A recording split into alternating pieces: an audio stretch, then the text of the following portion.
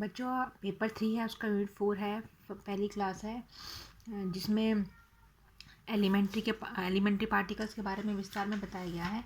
सबसे पहले हमें पता होना चाहिए एलिमेंट्री पार्टिकल्स किसको बोलते हैं। Smallest possible particles which cannot be assumed to be made up of another known particles is called elementary particles। तो elementary particles वो particles होते हैं जिनके और कोई smallest particles नहीं होते हैं, उन्हें elementary particles कहा जाता है। तो 19वीं सदी 19th सेंचुरी में जो ऐसा माना जाता था 19th सेंचुरी की शुरुआत तक कि जो जितने भी एलिमेंट्स और मैटर्स हैं वो एटम्स के बने होते हैं, मतलब एटम्स हैं वो उनके एलिमेंट्री पार्टिकल्स हैं, एलिमेंट्स और मैटर के, ऐसा 19th सेंचुरी तक माना जाता था। लेकिन 19th सेंचुरी की अंत में यानी 1897 के आसपास जे थॉमसन ने क्या इलेक्ट्रॉन नाम के पार्टिकल को डिस्कवर किया, जिसका जो साइज था वो एटम से छोटा था। 1911 में रदरफोर्ड ने न्यूक्लियस डिस्कवर किया, जिसमें उसने बताया कि न्यूक्लियस जो है वो एटम का सेंटर होता है, ठीक है। और 1919 में प्रोटॉन डिस्कवर हुआ और उसमें यह बताया गया कि जो प्रोटॉन है वो न्यूक्लियस का कंपोनेंट है, ठीक है। मतलब उसका मतलब न्यूक्लियस से भी छोटे साइज का क्या है, प्रोटॉन है, ऐसा डिस्कवर हुआ। 1932 में तो 1932 तक ऐसा माना जाता था कि 2 एलिमेंट्री पार्टिकल्स हैं, ठीक है, न्यूक्लियस और प्रोटॉन। लेकिन 1932 में चैडविक ने एक नए पार्टिकल की एक खोज करी जिसे क्या कहा जाता है, न्यूट्रॉन कहा जाता है, जिसे न्यूट्रॉन कहा जाता है। और हेजनबर्ग ने न्यूक्लियस का मॉडल सक्सेसफुली बताया, जिसमें जो प्रोटॉन और न्यूट्रॉन है, it was the part of the nucleus, it is inside the nucleus, ऐसा हेजनबर्ग ने कहा, ठीक है। 1930 में beta decay, radio active element में जब बीटा डिके हुआ तो एक बीटा डिके के दौरान एक न्यू पार्टिकल जिसको न्यूट्रिनो कहा जाता है वो डिस्कवर हुआ, जिसका एक्चुअल नाम है एंटी न्यूट्रिनो बोल सकते हैं। तो वो डिस्कवर हुआ during the at the time of the beta decay.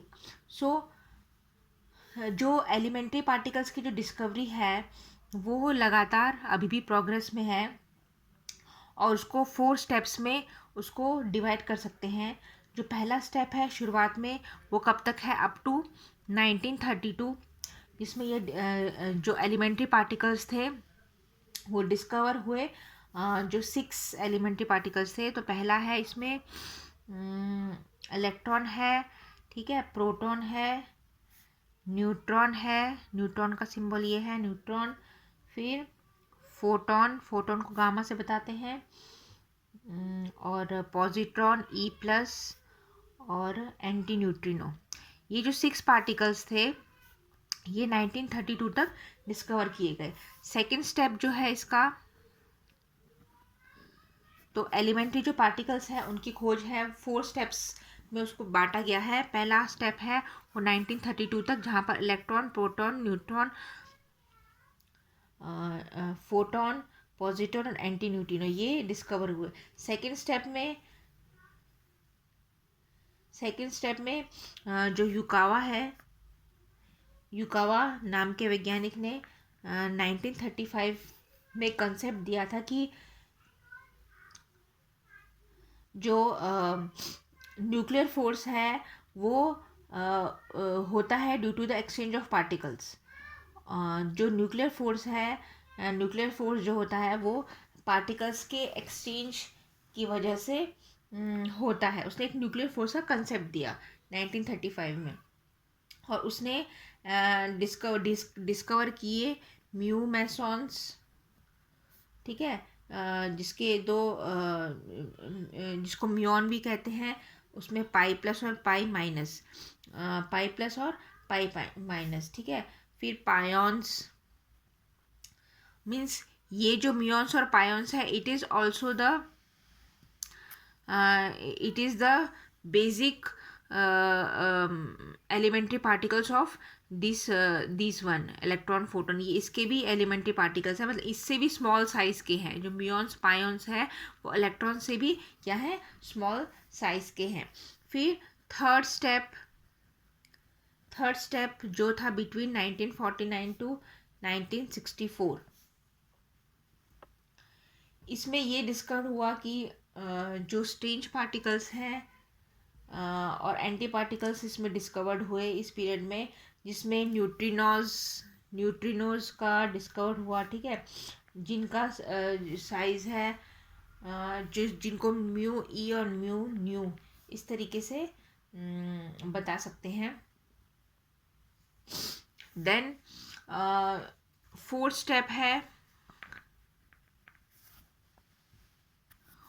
Step जो आखिरी स्टेप है, जिसमें जो 1964 में गेलमान और जुएंग ने एक मॉडल बनाया जिसको क्वार्क बोलते हैं। क्वार्क भी है, क्वार्क में है जो उसके 3 पार्टिकल्स हैं, अप, डाउन और स्ट्रेंज। क्वार्क के जो 3 पार्टिकल्स का कंसेप्ट उसने दिया है, अप, डाउन और स्ट्रेंज।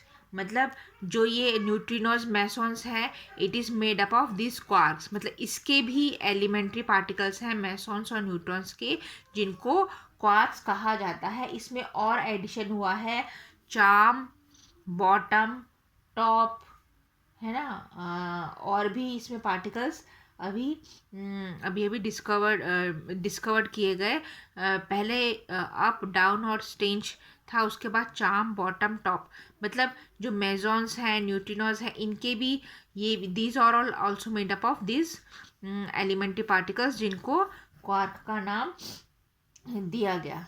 तो अब तक जितने भी एलिमेंट्री पार्टिकल्स डिस्कवर्ड हुए हैं, उनको क्लासीफाई किया जाता है ऑन द बेसिस ऑफ, किसके बेस पे क्लासीफाई किया जाता है, स्पिन के बेस पे क्लासीफाई किया जाता है। तो स्पिन के बेस पे जो क्लासिफिकेशन है, उसमें बोसॉन्स और फर्मियंस, इनके बारे में हम विस्तार में पढ़ेंगे, बोसॉन्स और fermions.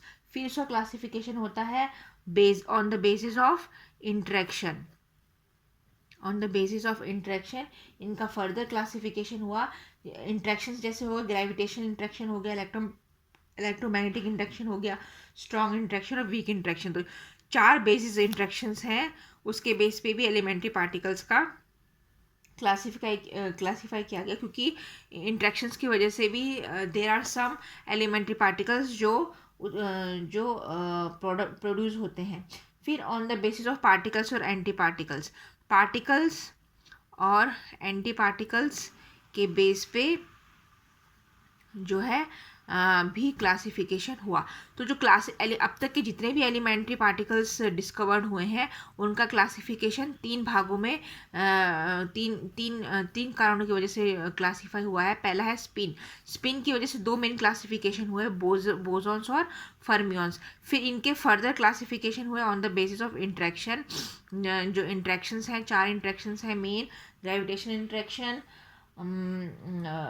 Electromagnetic interaction, strong interaction और वीक इंटरेक्शन। फिर on the basis of particles और एंटी पार्टिकल्स, कोई भी पार्टिकल होता है उसका एंटी पार्टिकल ज़रूर होता है, इसके बेस पे भी इसका फर्दर क्लासिफिकेशन हुआ।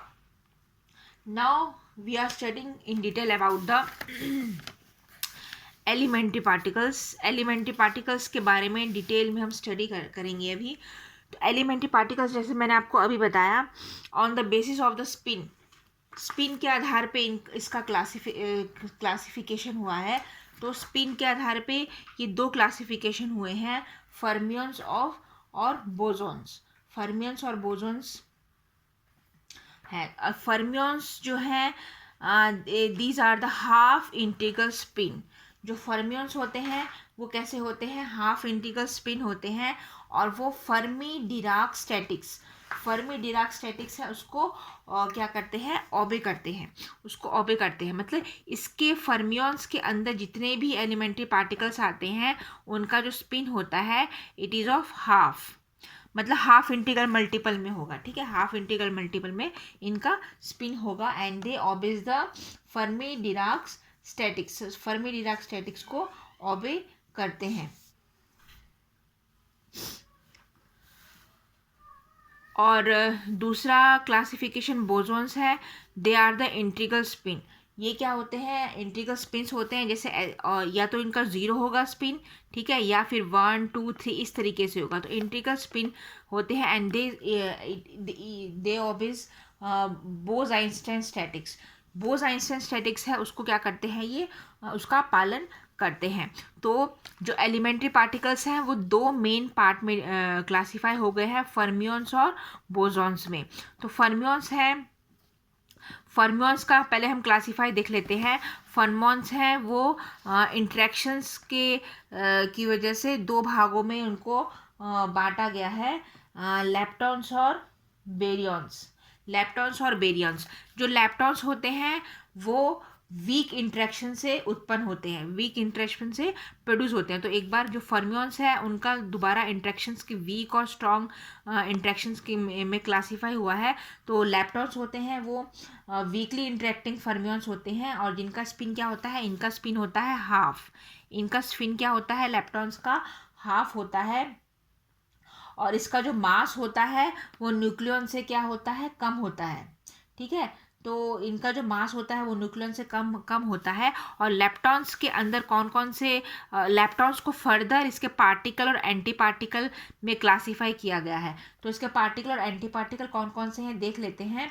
तो ये देखो ई माइनस क्या होता है, इलेक्ट्रॉन होता है, ठीक है। इसका lepton number L is the lepton number, L कितना होता है इलेक्ट्रॉन का, 1। फिर ई प्लस किसको कहते हैं, E plus is the positron, इसका लेप्टॉन नंबर कितना है, -1। Then mu minus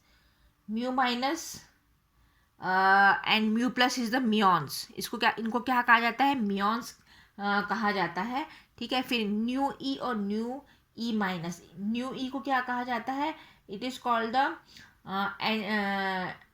neutrino electron. New is neutrino और ई फॉर इलेक्ट्रॉन, तो न्यूट्रिनो इलेक्ट्रॉन इसे कहा जाता है।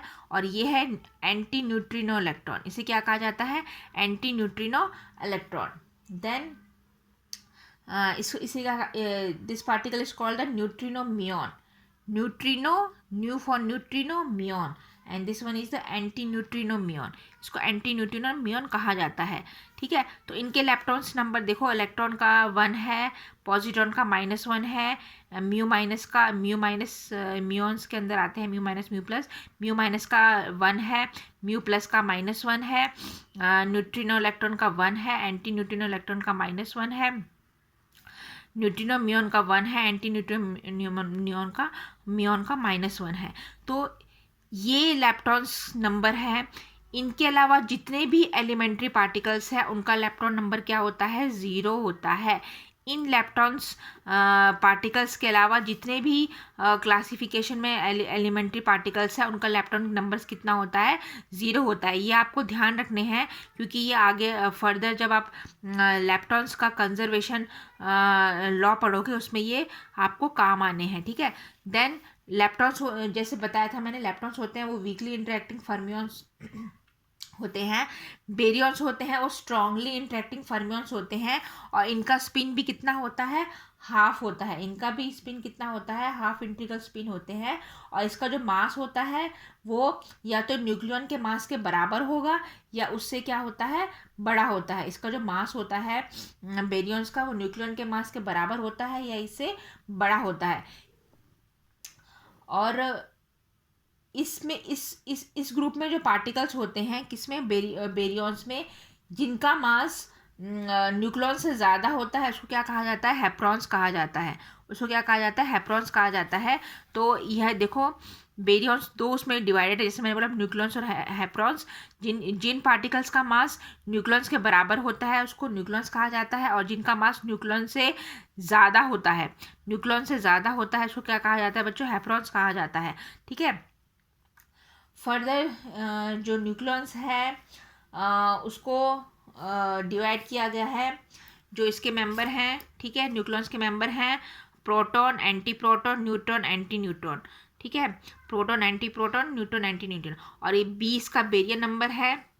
प्रोटॉन का बेरियर नंबर 1 है, एंटी प्रोटॉन का -1 है, न्यूट्रॉन का B=1 है, एंटी न्यूट्रॉन का B=-1 है। तो ये बेरियर नंबर भी आपको ध्यान रखना है, सिर्फ इसी का ही बेरियर नंबर है, B=1, B=-1, B=1 और B=-1। हैप्रॉन्स का बेरियर नंबर क्या होता है, +1 होता है। हैप्रॉन्स का जो बेरियर नंबर है सॉरी वो कितना होता है, +1 होता है। इनके अलावा जितने भी एलिमेंट्री पार्टिकल्स हैं उनका बेरियर नंबर क्या होगा, 0 होगा।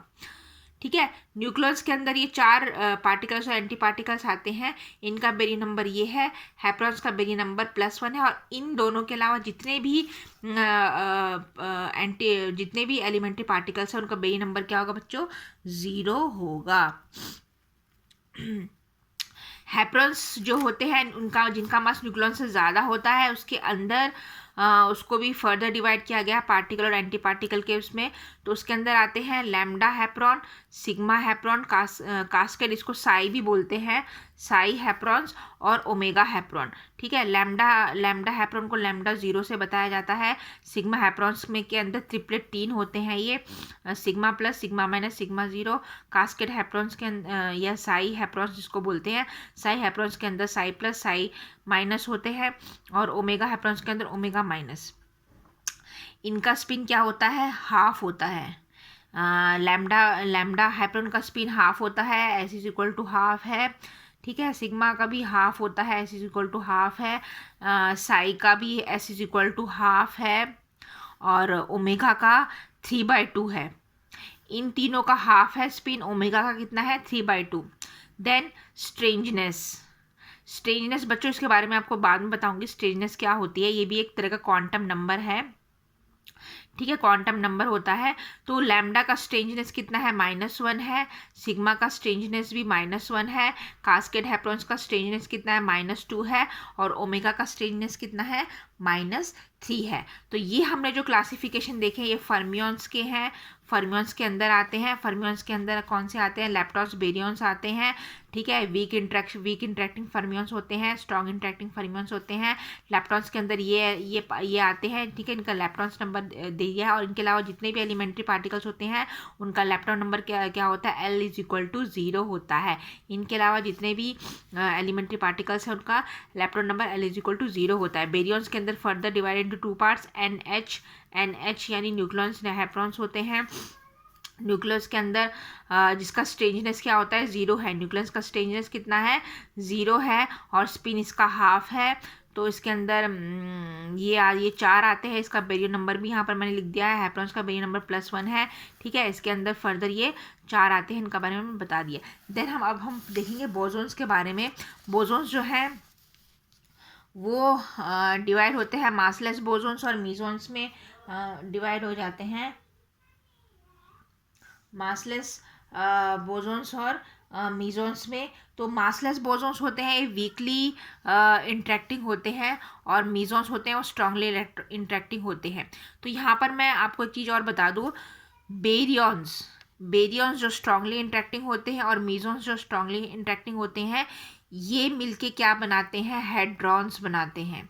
बेरियंस और मीसोन्स मिलके क्या बनाते हैं, हेड्रॉन्स। यहाँ मैं लिख देती हूँ क्या बनाते हैं ये, हेड्रॉन्स। कौन मिलके हेड्रॉन्स बनाते हैं, बेरियंस और मीसोन्स मिलके क्या बनाते हैं, हेड्रॉन्स बनाते हैं। ठीक है, तो बेरियंस और मीसोन्स है स्ट्रांगली इंटरेक्टिंग है, तो बोसोन्स है उनको दोबारा वीकली इंटरेक्टिंग बोसोन्स और स्ट्रांगली इंटरेक्टिंग बोसोन्स में डिवाइड कर दिया गया है। ठीक है, तो ओके, मासलेस बोसॉन्स है, इसका स्पिन इसके अंदर फोटॉन्स और ग्रेविटॉन्स आते हैं जो इसके इंट्रैक्शन में की वजह से दोबारा डिवाइडेड है। तो फोटॉन्स है वो किसकी वजह से अराइज होता है, it is arising due to the electromagnetic interaction. जो फोटॉन्स है वो इलेक्ट्रोमैग्नेटिक इंट्रैक्शन की वजह से उत्पन्न होते हैं, और ग्रेविटॉन्स हैं वो